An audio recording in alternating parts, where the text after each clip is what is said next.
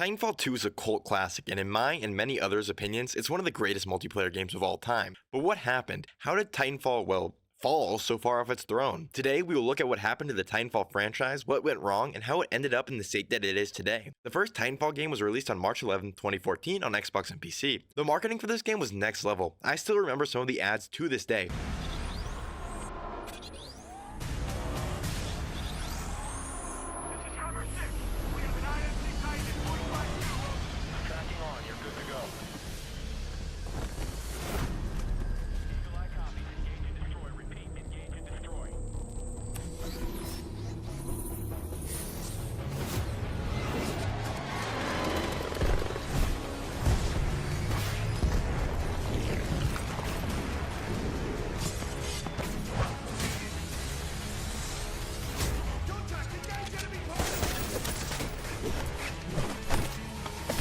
Even Jesse Pinkman was playing the game.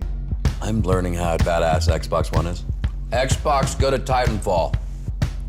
Picking you. I like you. Oh, it's happening. I'm gonna go kill some Titans. Oh!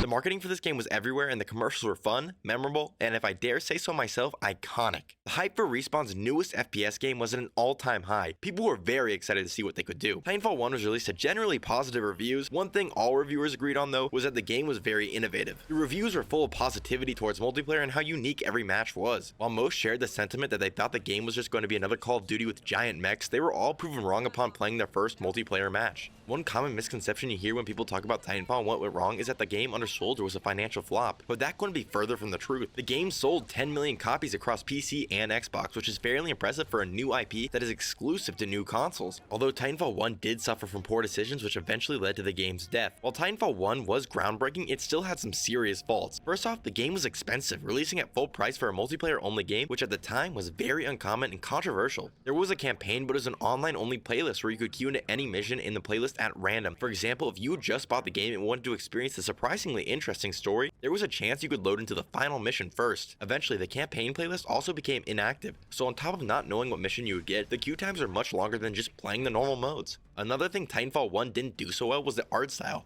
Although you can attribute this to being hindsight, the art style of Titanfall 1 was very gray, dark, and grimy. It was trying to go for the realistic military look, but it just ended up being dull and boring. The color palette mainly consisting of grays, but the main contributor to the death of Titanfall 1 was the Season Pass. On top of spending $60 on the game, you also had to spend $25 on the Season Pass for 3 separate content packs. Obviously, these content packs mainly consisted of maps, but players had to spend $85 to get the full experience of the multiplayer-only game, which was a hard sell in 2014. Players who did not buy the content packs were left in the dust playing the old maps, while players who bought the Season Pass were playing the new maps. The problem with this was that it caused the player base to be split apart from each other. All around, it resulted in longer queue times for any playlist, and more players started to leave the game. Their fix to this issue was to eventually make the map packs free with gold, which was a spit in the face to the players that wasted $25, but more importantly was way too late as the game already lost a majority of its players. But the game was still a success, and Respawn knew they had something big on their hands. They began working on the instant cult classic, Titanfall 2. People like you always want to be the hero. The problem with being a hero is you have to be willing to die for what you believe in. If I were you, I wouldn't try so hard.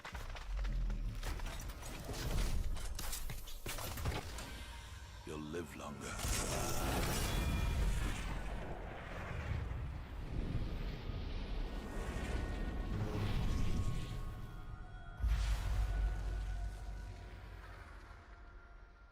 That's what I'm talking about! That's why he's the MVP!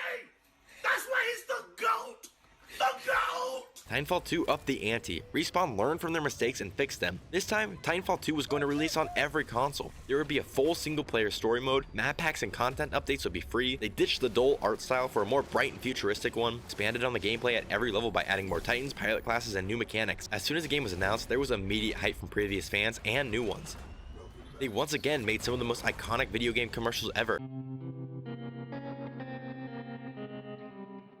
Personally, I remember at the time I had ditched the Xbox, and when little old middle school me heard the game was coming out, I was a bit disappointed at first, realizing I wouldn't be able to play the game until I learned it would be coming to PlayStation 2 and my hype levels were at a max. I immediately knew I had to have that game on day one. I would not stop talking about it and beg my parents to get me the game. And as the game got closer to its release date, the reviews started pouring in. Me being so hyped, I immediately read them as they came in, and the game was revolutionary. It did everything anyone ever wanted Titanfall 1 to do. The campaign was emotional, enthralling, and a blast. It was and still is considered one of the best FPS campaigns in gaming history. Then the multiplayer, where do you even start? All the classes felt unique, the Titans were even better than before, and each had its own personality that separated them from the others. The maps were amazing. The movement was top notch as always and improved from the first. The game was released on October 28, 2016, and this is where things took a slight turn to the worst. By slight turn for the worst, I mean a nosedive into the ground. Titanfall was still a fairly new IP, and a lot of people hadn't even heard of the first due to it being an exclusive. 1 week earlier on October 21st, the much anticipated Battlefield 1 was released, and then, on November 4th, the newest Call of Duty was released. Titanfall 2 was released between two behemoths of gaming franchises and was quickly overshadowed by both games. The CEO of EA had said before launch he was confident that Titanfall would still sell well because Battlefield and Titanfall fill different niches of the FPS genre. It's estimated that Titanfall 2 only sold about 4 million physical copies, but it is known that it did not meet sale expectations. This would mean that Titanfall 2 undersold Titanfall 1 despite the latter's exclusivity. However, Titanfall 2 was still able to garner a very loyal and dedicated community. While there is a small fraction of the community who is very loyal to Titanfall 2, another core issue with the game was that it required a lot of skill. It was fast-paced, low TTK, and all of this meant that your average gamer would get burnt out pretty quickly of the matches. As the player base quickly declined, Titanfall 2 would get its last content update on March 30th, 2017. At the time, it wasn't as uncommon for a game to have such a short lifespan, but it still wasn't very confidence-inspiring for Titanfall vets. After Colony Reborn, Titanfall 2 was pretty much left to rot. But initially, Titanfall 2 was abandoned to make the fabled Titanfall 3, which if this came out nowadays, people would be jumping for joy. A lot of players were still eager to see what Jack Cooper was doing after blowing up Typhon, what new Titans and pilots Respawn could think up, and just to fly through the universe with their jump jets once again. And then only a few months into the project, gaming would be changed forever.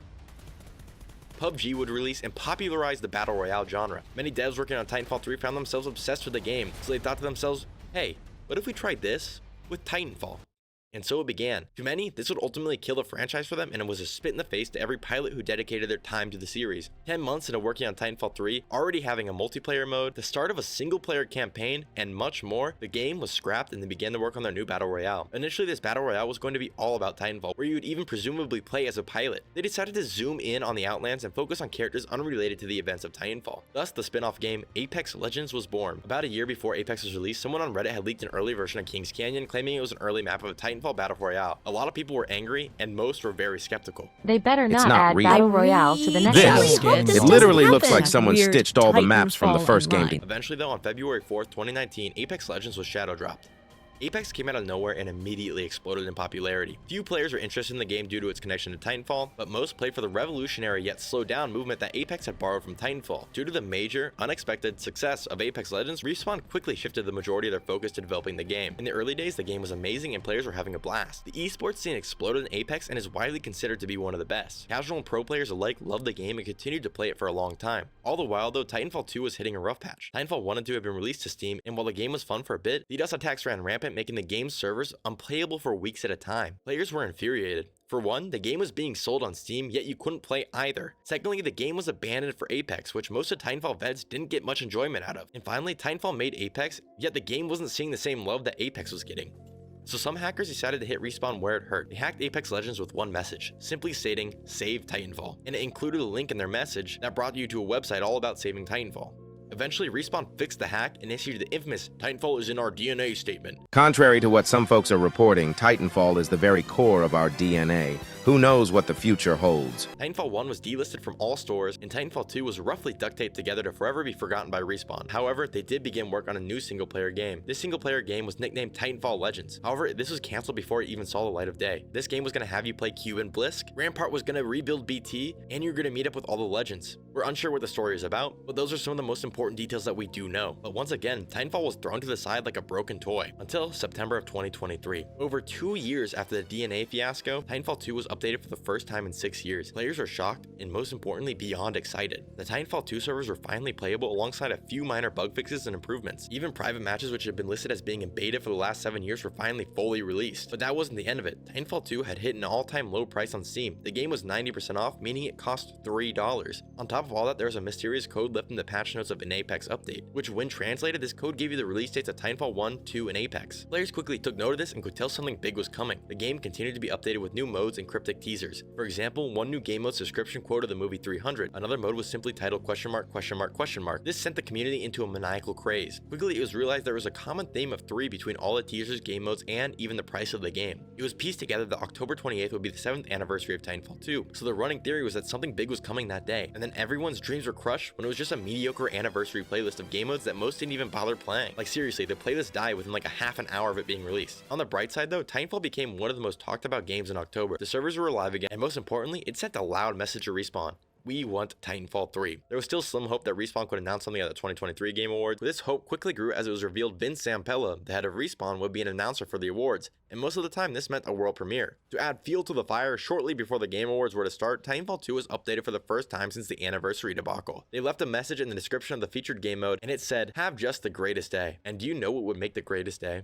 The announcement of a Titanfall 3. This update was unusual for multiple reasons. Titanfall hadn't been updated since October. Like previously said, it was 30 minutes before the ceremony, which was on a Thursday, and they only updated the game on Mondays. And finally, it was far past the normal time that Respawn usually updated their game. Please welcome one of our industry's greatest creative forces, the creator of Call of Duty and global GM for Star Wars Jedi, Battlefield, Titanfall. Ultimately, Vince did not announce anything, and the dreams of Titanfall 3 quickly faded. Since then, nothing interesting has happened. So has Respawn once again thrown Titanfall to the side to focus on Apex yet again, despite the losing interest in the game and Battle Royale fatigue the gaming community currently faces? Or is there something big happening at Respawn and they just aren't ready to share it yet? Will Titanfall be restored to its former glory? Will it swoop in and save the gaming community? Only time can tell. I meant to get this video out a lot sooner, but I'm currently away for holidays. And this room I'm staying in is very echoey, so I was actually using a blanket and putting my mic under it. That's why I got this blanket. A lot of you guys really like my previous video, so you know what? I said, hey, let's do another one. If you like this video, definitely subscribe for more. I got some more things cooking in here. I'm excited to share them with you. So going into 2024, I'm definitely gonna be doing more YouTube videos. And if I get on the right track, maybe I'll do them like weekly or something. I don't know. Leave suggestions in the comments below on what you think I should do next. Let me know what you guys think about this whole Titanfall debacle. Are we getting into Titanfall 3? What do you think? Just let me know how you like the video. Subscribe for more. Peace.